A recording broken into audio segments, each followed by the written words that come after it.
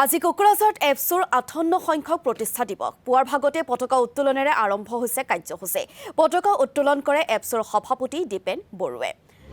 আৰু এই মুহূৰ্তত আমাৰ সাংবাদিক ৰিনয় বসুমতাৰীৰ সৈতে লাইভত সংযোগ স্থাপন কৰিছো। ৰিনয়, আপোনাৰ ওচৰলৈ আহিছো। আজি এপছৰ 58 সংখ্যক যেহেতু প্ৰতিষ্ঠা দিৱসৰ কাৰ্যসূচী আৰু এই কাৰ্যসূচী যেটো আজি পুৱাৰ ভাগৰ পৰা আৰম্ভ হৈছে, গতিকে এই মুহূৰ্তত পৰিৱেশ পোনপটীয়াকৈ জানিব বিচাৰিছো। ৰিনয়,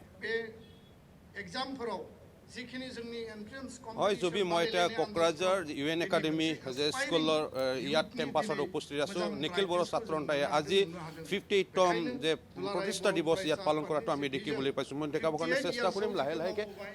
ইয়াত যে নিখিল বড়ো ছাত্ৰ সন্থাৰ সভাপতি দীপেন বৰুৱাই যে পতাকা উত্তোলন কৰা হৈছে আৰু মৰ্ণিং প্ৰেয়াৰ আৰম্ভ হৈছিল। ইয়াৰ পিছতে পতাকা উত্তোলন কৰা হৈছে। পতাকা উত্তোলন কৰাৰ পিছত এতিয়া বাকন দি আছে আৰু বিভিন্ন প্ৰগ্ৰাম। ইয়াৰ পিছত এই যে উপেন্দ্ৰনাথ ব্ৰহ্মৰ ইয়াত মূৰ্তি দেখিছে, ইয়াত শ্ৰদ্ধাঞ্জলি দিয়া হ'ব। ইয়াৰ পিছতে ভাষণ দিয়াৰ পিছত বিভিন্ন প্ৰগ্ৰাম আছে। এইটো ৰেলী কৰা হ'ব কোকৰাঝাৰ চহৰত। নিখিল বড়ো ছাত্ৰ সন্থাই কেনেকুৱা জন্ম হৈছিল আৰু কি কাৰণে নিখিল বড়ো ছাত্ৰ সন্থাই এতিয়ালৈকে কাম কৰি আছে, ইয়াৰ বিষয়ে বিভিন্ন আলোচনা কৰা হ'ব। আৰু বড়ো ছ'চাইটিটো যে নেশ্যন বিল্ডিং কৰিব পাৰে, ইয়াৰ কাৰণেও ইয়াত যে আজি বিভিন্ন ডিছকাশ্যন ইয়াত কৰা হ'ব। এই পৰিৱেশ আমি দেখাবৰ কাৰণে চেষ্টা কৰিম। নিখিল বড়ো ছাত্ৰ সন্থাৰ সভাপতি দীপেন বৰুৱাই ভাষণ দিয়া আছে। পতাকা উত্তোলন কৰাৰ পিছত মই জানিবৰ কাৰণে চেষ্টা কৰিম লাহে লাহেকৈ কি কয়, আজি কি প্ৰগ্ৰাম আছে জানিবৰ কাৰণে চেষ্টা কৰিম। আজি কি প্ৰগ্ৰাম আছে আমি জানিবৰ কাৰণে জেনেৰেল ছেক্ৰেটাৰী কনীন্দ্ৰ বসুমতাৰীৰ পৰা জানিবৰ কাৰণে চেষ্টা কৰিম। হয়, আজি নিখিল বড়ো ছাত্ৰ সন্থাৰ 58 ফাউণ্ডেশ্যন ডে আৰু এই দিনটো আমি কোকৰাঝাৰ সেই নগৰত থকা UN একাডেমিৰ কেম্পাছত কেন্দ্ৰীয় কমিটি নিখিল বড়ো ছাত্ৰ সন্থা আৰু আমাৰ কোকৰাঝাৰ জিলাৰ ছাত্ৰ সন্থাৰ উদ্যোগত আমি ইয়াত উদযাপন কৰিছোঁ, আমি পালন কৰিছোঁ। ইয়াত কাৰ্য হিচাপে পতাকা উত্তোলন হৈ গৈছে আৰু শ্ৰদ্ধাঞ্জলি কাৰ্যসূচী আছে আৰু মুকলি সভা আছে।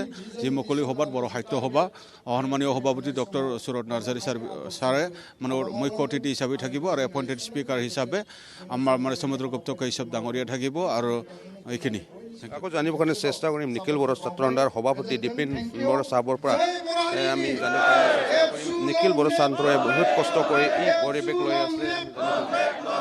জয় বড়ো হাৰিণী, জয় বড়ো হাৰিণী। Thank you. জানিবৰ কাৰণে চেষ্টা কৰিম আজি নিখিল বড়ো ছাত্ৰ সন্থাই পালন কৰা হৈছে কি আয়োজন।